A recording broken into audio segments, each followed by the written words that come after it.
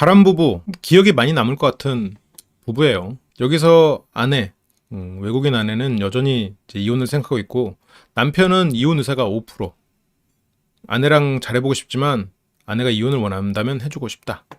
근데 이제 어쨌건 남편은 가가지고 거의 알몸이 될 뻔했다라고 하는 거니까 뭐 옷을 다 벗기까지도 안 했나 봐요. 뭐 어쨌건 그렇다고 해도 바람이고 문제지. 문제는 맞는데, 근데 아내는 그 부분에 대해서는 용서를 했단 말이야. 그런데 지금 용서가 안 된 부분은 그 거짓말 탐지 결과란 말이죠. 근데 저한테 마음을 물어본다면 저는 이 남편의 말이 사실일 거라고 생각을 해요. 그래서 위자료는 청구할 수 있고, 위자료를 이쪽에서는 3천만 원 청구했는데, 근데 아내는 위자료 받아도 상처는 있어요. 그러니까 이 아내가 남편의 외도 다른 사람과 했다는 탐지의 결과를 듣고 나서부터 완전히 싸늘하게 변하거든요. 근데 그게 바꿔 말하면 이 아내는 그래도 남편을 많이 사랑하는 거긴 하지. 제가 이제 지난 시간에 이렇게 도표로 만들면서까지 그게 실제로 90%의 신뢰도라고 해도 이게 빈도수 자체가 흔한 일이 아니기 때문에 그게 결과적으로는 그 신뢰도는 90%라고 해도 결과에 대한 그 진실성은 50% 이하로 떨어질 수도 있다라고 제가 도표로 그래서 보여드렸잖아요. 게다가 여기 이 남편이 ADHD니까 기본적으로 신뢰도 자체가 떨어지기도 하고, 그래서 저 부분은 이 아내가 남편의 말을 그냥 나는 믿어주는 게 맞지 않겠나. 어차피 믿어줬잖아. 믿고 용서했잖아. 근데 지금 새로운 사실이 밝혀진 것처럼 아내는 생각하지만 새로운 사실이 아니라는 거죠. 근데 이건 또 누가 뭐라고 하겠어. 어쨌건 이거 아내도 남편을 사랑하니까 3천만 원으로 치유될 수 없다. 이 남편은 기본적으로 뭐라고 그래야 돼? 기능이 뭐가 잘 못된 사람은 맞아요. 기능적으로 문제가 있는 사람은 맞아. 이 뇌가 생각이나 이런 게 정상적이지 않아. 그래서 문제가 있고 이 충동적으로 뱉는 말들 이런 것들이 있어서 솔직히 말하면 평범하지 않고 같이 살다 했을 때는 엄청난 스트레스를 받을 건데, 이제 문제는 아내는 그렇기 때문에 남편이 좋았던 것도 있어요. 그렇게 모든 걸 그냥 다 투명하게 말 그대로 그냥 인간으로서 가져야 되는 가장 기본적인 어떤 필터가 없기 때문에, 그래서 더 안심하고 안정감을 느꼈을 거란 말이지. 이 아내도 기본적으로 되게 좀 인간에 대한 두려움이 있는 사람이니까. 그래서 심리 생리 검사를 증거로 채택할 수 없다. 그쵸? 그래서 왜 채택할 수 없는지 우리가 지난 시간에 봤고, 그래서 저거를 아내가 100% 사실이라고 믿지는 나는 않는 게 맞기는 해요. 그래서 저게 이제 직접적인 사건은 없었으니까 위자료 조정해 주시면 안 되냐. 근데 이거는 남편이 정신을 차려야 되는 부분이에요. 그래서 위자료가 낮아져야 한다는 건 타당하지 않다. 근데 일단 이 부분은 경제적으로 그렇게 윤택한 부분은 아니거든요. 아무래도 뭐 젊고 아이를 키우고 있다 보니까. 그래서 저게 이제 지금 3천만 원 못 준다. 안 우리 남편 3천만 원 못 줘요. 해. 지라고 하고 웃고 있지. 귀로 들어서 그게 너무 큰데 마음으로 이겨내야죠. 그러니까 이제 여기서 조정장님도 5천만 원을 받아도 상처가 다 치유되진 않겠지만 그래도 실행될 수 있는 걸 해야 되지 않겠냐. 이 설득력이 아주 갑이시죠. 재산 분할은 어떻게 할 거냐. 재산 분할을 어떻게 할 거냐라는 거에 이제 남편이 5대5 반반하겠습니다. 그리고 누가 들으면은 한 뭐 10억 있어서 내 5억 그냥 쿨하게 떼주겠습니다. 약간 이런 느낌인데, 지금 가진 돈을 이렇게 쭉 해보니까 빌라 보증금 전액 대출에다가 오히려 빚이 있는 상태, 채무도 분할해야 되고 순자산이 거의 없는 셈이네요? 네, 없어요. 지금 뭘 5대5를 해요? 뭘 왜 과감하게 5대5라고 한 거야? 이거 어디선가 본 것 같아. 뭐 없는 걸 5대5로 나눠. 뭐 그때 왜 반반을 원해요? 누가 오해요? 그런 느낌이야. 그냥 남편은 그냥 5대5를 불러봤대. 그래서 뭐 재산 분할하려야 뭐 할 게 없고, 근데 이제 아내는 살면서 뭐 남편이 뭘 집 사고 이럴 때 뭐 700만 원 주고 돈도 더 주고 그래서 총 한 3천만 원 정도를 지원을 해준 거예요. 아내 아주 능력도 좋군요. 근데 저거는 아무리 이제 살면서 내 돈을 많이 썼다고 해도 그거는 돌려받을 수는 없대요. 근데 저렇게 했을 때는 기여도가 높아지진 않나? 근데 기여도가 높아져도 어차피 분할할 게 없으면 기여도가 의미가 없겠구나. 아, 계약금은 재산 분할로 받을 수 있고 계약금은 돌려받고. 근데 나는 이 부부 보면서 솔직히 이 아내에게 어떤 도움의 손길을 주려는 사람도 많고 그런 마술을 뻗치는 사람도 있지 않겠나라는 걱정이 문득 들더라고요. 아, 금목걸이를 한 바가지. 아, 맞아. 남편 금목걸이 하고 있었는데. 그렇게 돈 없는데 무슨 금목걸이야, 그러고 보니까. 근데 여기서 이제 아내가 810만 원 거기다 했다고 하니까 남편이 이의 제기합니다. 810만 원 아니고 700만 원인데요? 근데 나중에 알고 보니까 810만 원이 맞아. 그러니까 810만 원 아니고 700만 원인데요? 그래도 뭐 달라고 하면 810만 원 주겠습니다. 하는데 근데 기억났습니다. 아내 얘기가 맞네요. 그러니까 이게 보면 남편은 거짓을 못 참는 사람 같기는 해요. 스스로도 그렇고 남들도 그렇고 되게 뭐랄까 이 소통을 할 때 남들이 조금 틀린 얘기해도 그냥 넘어가고 하잖아요. 못 넘어가. 지금 자기가 지금 좀 뭐랄까 말을 조심해야 되는 상황에서도 못 넘어가. 자기의 어떤 거짓도 그래도 못 넘어가지 않았을까? 이 정도로 쪼였으면 자기 거짓을 그냥 드러내지 않았을까 싶은데 어쨌건 사회적 지능이 굉장히 모자란 건 맞죠. 이런 걸 보면 난 진짜 안 한 것 같은 거야, 나는 지금. 이런 것도 못 넘어가고 사실관계를 바로잡는데. 근데 문제는 자기가 잘못 알고 그런 거지. 이게 최악이긴 한데 내가 잘못 알고 상대가 틀렸다고 생각하고 그걸 바로잡는 이 과정이 진짜 잘못이지만 어쨌건 잘 바로잡을 생각을 한 거야. 근데 문제는 지능적으로 모든 거를 딱 크게 보고 이랬구나 다 알지 못하니까 결과적으로는 거짓말한 게 됐어. 본인이 810만 원 받아놓고 700만 원 받았는데 라고 한 거는 거짓말처럼 됐는데 이건 진짜로 몰라서 그런 거긴 하죠. 그쵸. 충동성은 진짜 문제죠. 그냥 기다릴 줄 알고 넘어갈 줄도 아는 게 이혼숙녀 캠프를 보면서 그게 참 얼마나 중요한가를 좀 배우는 것 같아요. 그래서 이제 양육권과 아이 그리고 어디에서 주거할 거냐. 근데 아내는 아이를 한두 번 보는 거 그렇게는 못 살아요. 나는 양육권 가져갈 거예요. 근데 남편은 양육권 줄 생각이래. 그래서 아내는 남편이 항상 애랑 같이 살겠다는 말을 들어서 양육권을 포기하지 않을 줄 알았는데 그래서 그걸 넘겨준 게 고마웠대. 근데 이게 남편의 말이 나는 그래도 참 그래도 그렇게 아내를 사랑하는구나라고 여기서 또 새삼 느낀 게 아내가 힘들 때 아들이 또 우는 엄마에게 가서 위로를 해주니까 이게 남편은 아내가 울어도 위로할 줄 모르거든요. 아내가 극단적인 시도를 할 때도 그거를 못하게 하기 위해서 너 그래봤자 나 하나도 안 슬퍼 이런 식으로 이상하게 상대를 못하게 하고 그런 식으로 상대를 말려. 상대를 위로해. 위로하는 방식을 모르기 때문에.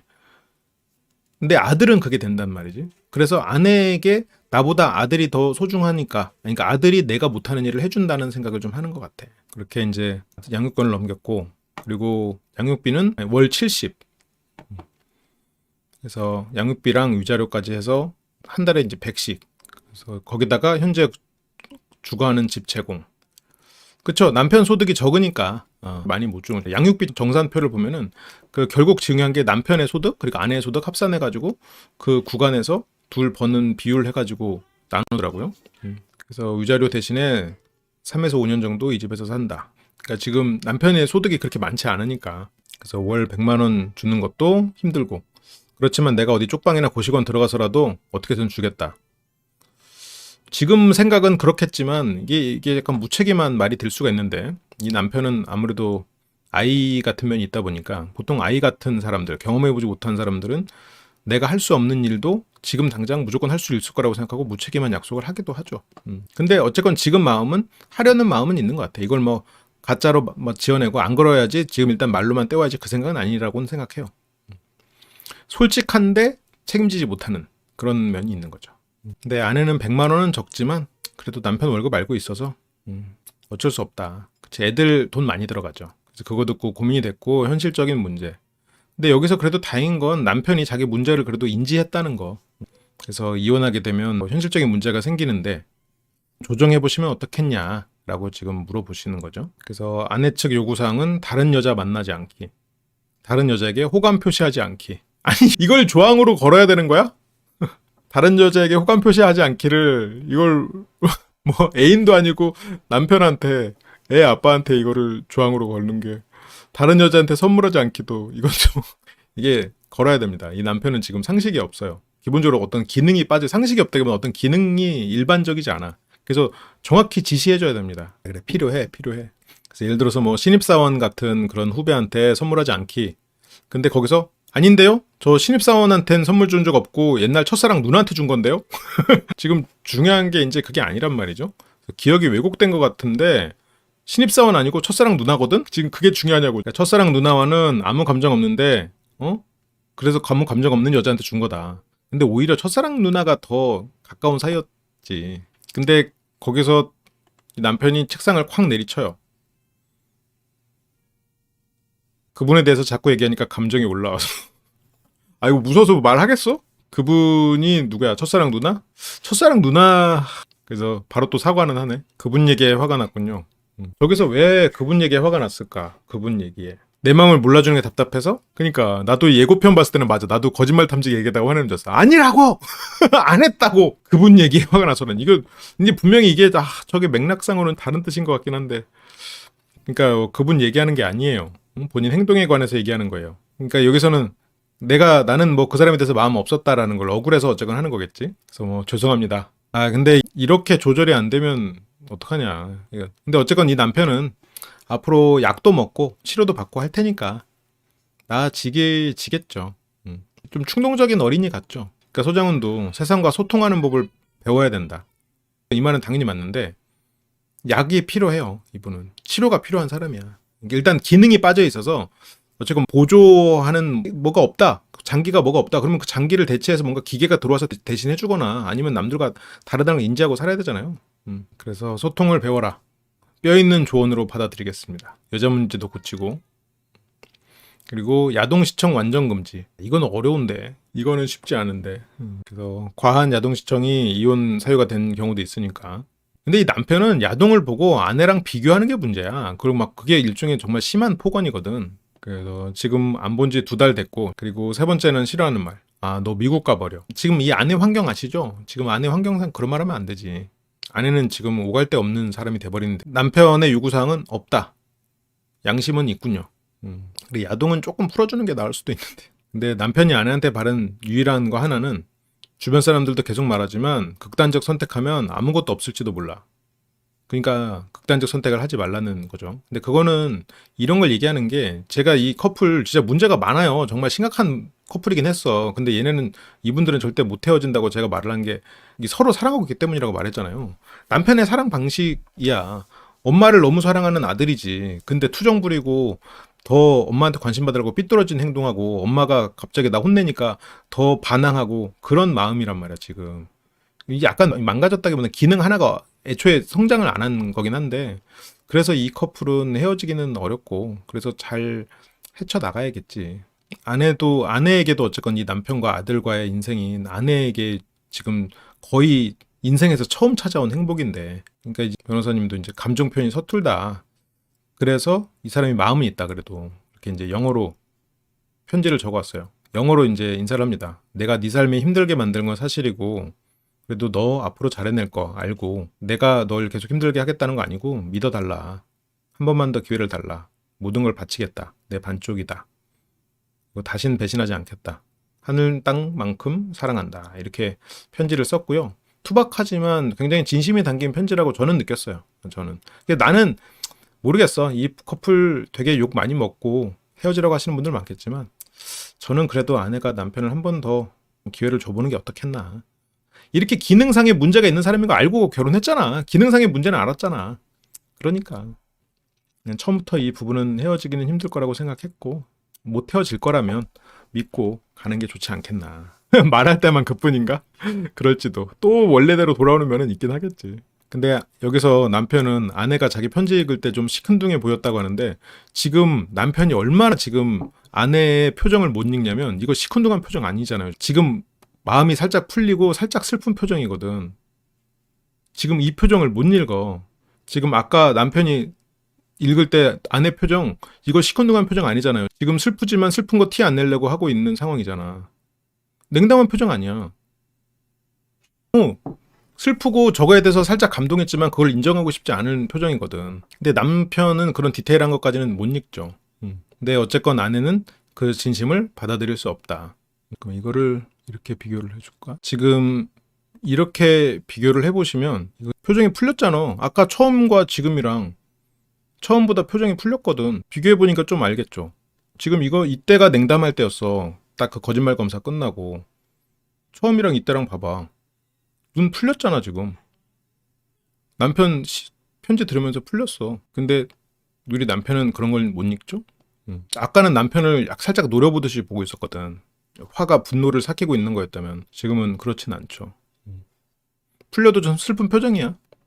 돌아갈 가족이 없어서 남편을 더 사랑하는 것도 있을 수는 있어요. 그래서 전에도 많이 믿었고 그래도 반복된 잘못에 그래도 어쨌건 도움이 됐으면 좋겠다. 저는 옛날 제 가족 때문에 건강한 가족 만들고 싶었어요. 저는 시간이 더 필요해요. 근데 물론 제가 아까 말한 건 저도 이게 디테일하게 이래서 이렇다라고 말하기 어려워가지고 저는 시간이 더 필요해요. 어쨌건 시간이 더 필요하다고 말을 했고 그래도 희망적이죠. 희망적이죠. 시간이 필요하다라는 건 어쨌건 남편에게 기회를 준다는 얘기니까 두 사람이 좀 더 희망차게 잘 해나갔으면 좋겠네요. 그래서 조정사항은 남편은 이혼할 시, 아까 이제 이혼할 시 얘기 드렸고 남편은 다른 곳에 지내는 거고 남편이 지켜야 되는 건 다른 여자 만나지 않는다. 야한 동영상 보지 않는다. 어쩌라고 미국 가라는 말 하지 않고 고마워 사랑해. 아내도 자살 시도는 물론 언급 절대 하지 않는다. 아까 나온 게 다군요. 남편한테는 조금 더 디테일하게 줬어도 좋았을 텐데. 이런 조정이 법적 효력은 없을 거예요. 이거는 그냥 뭐 시뮬레이션이니까. 실제로 아무튼 여기까지 하고요. 이렇게 이제 이혼 숙려 캠프를 전반적으로 다뤘습니다.